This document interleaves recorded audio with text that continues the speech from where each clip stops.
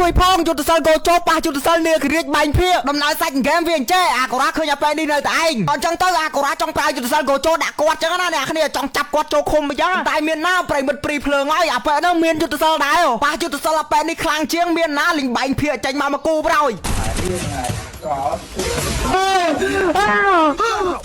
អើយអានោះបើអើយអានោះចេញមកពីណាអើយអានោះចេញមកពីណាអានោះចេញមកពីណាទេ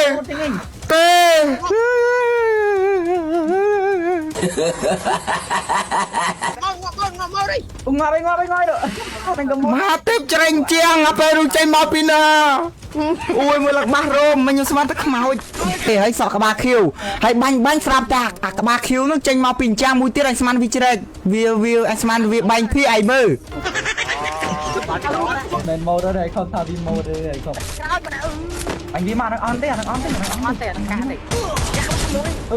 មែនថាមែនអូយមកអន់គាត់ទៅមកខប់3ក្បាលអរគុណបងសម្រាប់ការបាញ់សក់សពអូម៉ែអើយមកក្របនេះផ្អើឋានកដាលដ